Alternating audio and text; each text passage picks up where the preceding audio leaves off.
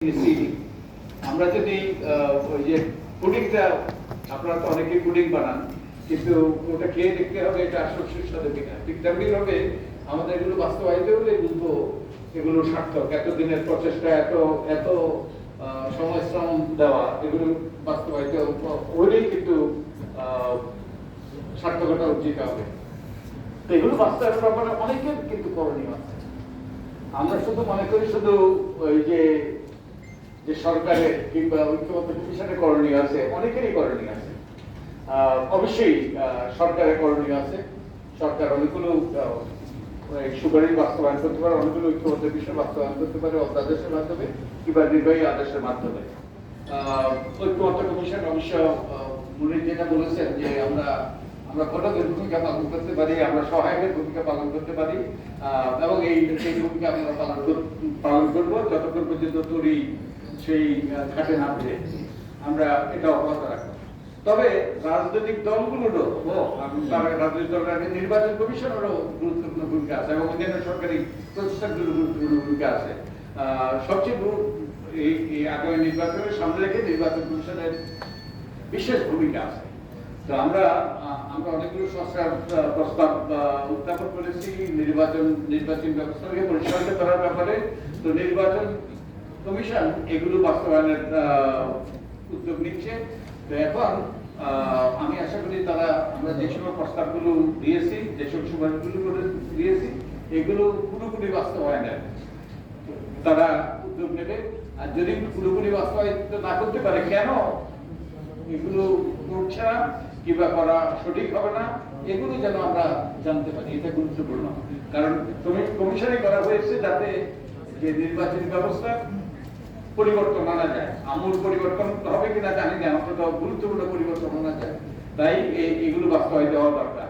যেমন দুই একটা ক্ষেত্রে যে নির্বাচন কমিশনের দ্বিমত আছে, যেমন আমরা প্রস্তাব করেছি নির্বাচন কমিশনের দায়বদ্ধতা, নির্বাচনের পরে তারা যেন যে সার্টিফাই করে যে নির্বাচনটা সঠিক হয়েছে, সুষ্ঠু হয়েছে, নিরপেক্ষ হয়েছে, গ্রহণযোগ্য হয়েছে। নির্বাচন কমিশন তো এখন পোস্ট অফিসের ভূমিকা পালন করে, সেই রিটার্নিং অফিসাররা ফলাফল দেয়, তারা গ্যাজেট তৈরি করে দেয়। নির্বাচন কমিশনের দায়বদ্ধতা নিশ্চিত করার আমরা আরো প্রস্তাব করেছি যে নির্বাচন কমিশনের যে দায়বদ্ধতার অংশ, যে নির্বাচন কমিশন যখন দায়িত্বে থাকে তখন কিন্তু তাদের ব্যাপারে তারা যদি অসদাচরণ করে, সদাচরণ না করে, তাহলে কিন্তু তাদের বিরুদ্ধে ব্যবস্থা নেওয়া যায় সুপ্রিম জুডিশিয়াল কাউন্সিলের মাধ্যমে, বিচার বিরোধীদের বিরুদ্ধে যেরকম ব্যবস্থা নেওয়া যায়। কিন্তু তারা যখন দায়িত্বে না থাকে তখন কোনো ব্যবস্থা নেওয়া যায় না। আমরা প্রস্তাব করেছি যে যখন তারা দায়িত্বে থাকবে না, তাদের বিরুদ্ধে যদি অভিযোগ উঠে, তাহলে একটা সংসদীয় কমিটির মাধ্যমে তাদের তদন্ত করে রাষ্ট্রপতির কাছে তারা সুপারিশ করতে পারে, যেন রাষ্ট্রপতি ব্যবস্থা নিতে পারে কিংবা ব্যবস্থা নেওয়ার জন্য অন্যান্য কর্তৃপক্ষকে আহ্বান করতে পারে। তো এই বিষয়টাও আমাদের নির্বাচন কমিশনকে গুরুত্বের সাথে নেওয়ার জন্য আমরা আহ্বান জানাই। কারণ এর মাধ্যমে আমরা গার্ড রেল তৈরি করছি, যাতে এটা তাদের বিরুদ্ধে কোনো রকম অভিযোগ আছে না। গার্ড রেল তৈরি করছি যাতে কেউ সিঁড়ি দিয়ে পড়ে না যায়, সিঁড়িতে গার্ড রেল থাকে, সিঁড়ি দিয়ে পড়ে না যায়। তো আমি আশা করি এগুলো বাস্তবায়নের জন্য নির্বাচন কমিশন উদ্যোগ নেবে। তো যে কথা বলছিলাম যে নির্বাচন কমিশনের গুরুত্বপূর্ণ দায়িত্ব আছে, তেমনিভাবে অন্যান্য সরকারি সংস্থাগুলোরও দায়িত্ব আছে এই সংস্কার প্রস্তাবগুলো বাস্তবায়নের ব্যাপারে। একই সাথে রাজনৈতিক দলগুলোর গুরুত্বপূর্ণ ভূমিকা আছে, কিন্তু রাজনৈতিক দলগুলো রিসেন্ট দিয়েই তাদের দায়িত্ব শেষ হলে এবং ভবিষ্যতে আমরা যখন নির্বাচিত হবো, সংসদে গিয়ে বাস্তবায়ন করবো, এটাই যথেষ্ট। অনেকগুলো কাজ তাদেরকে এখনই করতে হবে এবং তাদেরকে সদিচ্ছা দেখাতে হবে। যেমন একটা কাজ করতে হবে, আমরা যে দেশে গণতন্ত্র চাই, রাজনৈতিক দলের গণতন্ত্র প্রতিষ্ঠা করতে হবে। আমরা নির্বাচন ব্যবস্থা সংস্কার কমিশনের পক্ষ থেকে বলেছি প্রত্যেকটা রাজনৈতিক দলের প্রত্যেকটা কমিটি নির্বাচিত হবে তাদের সদস্যদের ভোটে, কিন্তু এই বলে কোনো আমরা উদ্যোগ দেখতে পাচ্ছি না। তারপরে আমরা বলেছি রাজনৈতিক দলের আর্থিক সরকার নিশ্চিত করতে হবে। আর্থিক সরকার রাজনৈতিক দলের কোথা থেকে অর্থকড়ি পাচ্ছে এবং কিভাবে খরচ করছে, এগুলো যেন ব্যাংকিং চ্যানেলের মাধ্যমে খরচ হয় এবং ব্যাংকিং চ্যানেলের মাধ্যমে এগুলি গ্রহণ করা হয়। এরপরে কোনো উদ্যোগ দেখছি না। আমরা বলছি যে তাদের অঙ্গ সহযোগী সংগঠন বিলুপ্ত করার কথা, কারণ অঙ্গ সহযোগী সংগঠন থেকে আমাদের শিক্ষাঙ্গনগুলোকে সেই সন্ত্রাসী আখড়ায় পরিণত করেছে এবং আমাদের শিক্ষা ব্যবস্থা ধ্বংস করেছে, এবং এটা আমাদের বর্তমান আরপিওতে আছে। এটা আমরা 2007-এ অন্তর্ভুক্ত করেছিলাম। আরপিওতে আছে যে আরপিওতে এভাবে আছে, দলের গঠনতন্ত্রের অঙ্গ সহযোগী সংগঠনের বিধান থাকবে না। কিন্তু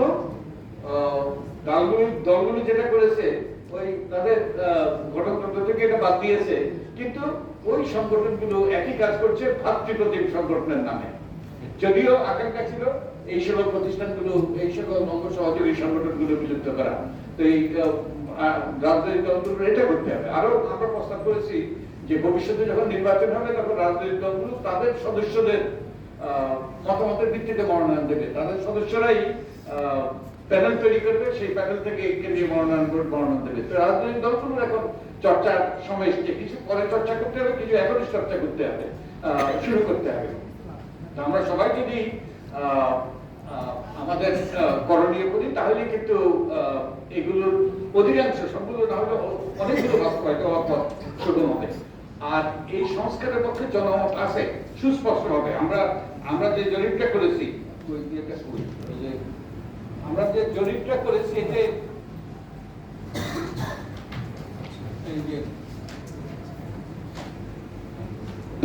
আমরা 40টা বিষয়ে জরিপ করেছি। আমরা ঐক্যবদ্ধ কমিশনের এই জাতীয় সনদ প্রণীত হওয়ার আগে আমরা তিনি বলেছে, আগে আমাদের পেপারেও আছে, 2013 সাল থেকে আমরা একটা জাতীয় সনদ প্রণয়নের প্রচেষ্টা চালিয়ে আসছিলাম। এই নিয়ে আমরা বহু কাজকর্ম করিয়েছি। তো আমরা এই ঐক্যবদ্ধ কমিশনের কাজকে সহায়তা করার জন্য সুজনের পক্ষ থেকে একটা সনদের খসড়া তৈরি করা হয়েছে। এখানে 40টা আইটেম আছে। এই 40টা আইটেমে আমরা সারা দেশে একটা জনমত জরিপ করেছি। প্রায় 1400 ব্যক্তি এই জনমতে অংশ নিয়েছে, এবং আপনারা দেখেছেন যে এই অধিকাংশ ক্ষেত্রে ব্যাপক সমর্থন আছে। যেমন সংখ্যানুপাতিক পদ্ধতির পক্ষে সমর্থন আছে, তারপরে দুই কক্ষ বিশিষ্ট সংসদের পক্ষে সমর্থন আছে, প্রতিষ্ঠানগুলোকে স্বাধীন করা এবং ওই যে নির্বাহী বিভাগের নিয়ন্ত্রণ মুক্ত করার এগুলির ব্যাপারে ব্যাপক সমর্থন আছে। তারপরে এই যে প্রধানমন্ত্রীর ক্ষমতা লাগামটা নাই করে সমর্থন আছে। তো এইরকম অনেকগুলো ক্ষেত্রে রাজনৈতিক দলের সংস্কারের ব্যাপারে সমর্থন আছে, নির্বাচনী সংস্কারের অগ্রাধিকারের ব্যাপারে সমর্থন আছে। আমাদেরকে এগুলো দেওয়া হয়েছে, এইগুলো সম্পর্কে ব্যাপক সমর্থন আছে। এখন আমরা মনে করি যে রাজনৈতিক দলগুলো যদি এবারে কর্ণপাত না করে তাহলে কিন্তু এর মাসুল তাদেরকে দিতে হবে। এই যে আমাদের স্বৈরাচারী সরকার, তাদের মাসুল দিতে হয়েছে না, অবশ্য অনেক রক্তের বিনিময়ে, অনেক প্রাণের বিনিময়ে তারা বিতাড়িত হয়েছে। আমাদের রাজনৈতিক দলগুলো যদি ডিসেন্ট দিয়ে পার হয়ে যেতে চায়, তারা যদি বলে যে আমরা সংসদে গিয়ে করবো না, সেই সিদ্ধান্ত আমরা তখন নেব, তাহলে কিন্তু এর একটা হয়তো মূল্য দিতে হতে পারে, এবং তারা ইতিহাস থেকে শিক্ষা গ্রহণ করতে হবে। কিন্তু দুর্ভাগ্য হলো ইতিহাসের শিক্ষা হলে ইতিহাস থেকে শিক্ষা গ্রহণ করে না।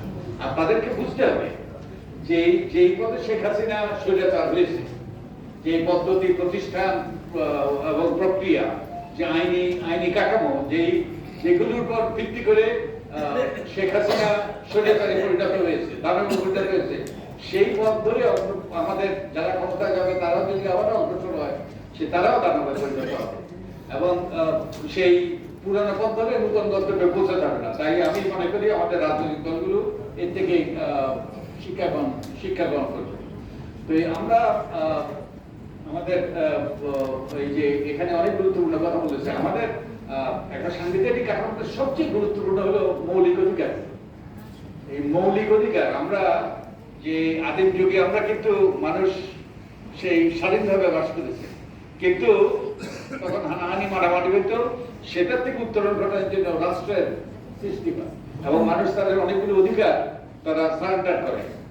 কিন্তু ওই সারেন্ডার অধিকারগুলি কিন্তু শুধু যে রাষ্ট্র কিন্তু তাতেই সীমিত থাকে নাই, রাষ্ট্র সব অধিকার চুক্তিগত করার চেষ্টা করা হয়েছে। চেষ্টা করেছে। এবং এই জন্য রসুল কথা যে man were born free but everywhere they are in chains, কারণ ওই রাষ্ট্র জনগণের ক্ষমতা ক্রমাগতভাবে কুক্ষিগত করেছে। কারণ ক্ষমতার বৈশিষ্ট্য হলো যে ক্ষমতা যেখানে সেটাই কুক্ষিগত হয় আর সেটাই অপব্যবহার হয়। তো এই রাষ্ট্র সব ক্ষমতা আমাদেরকে নিয়ে আমাদেরকে বঞ্চিত করেছে।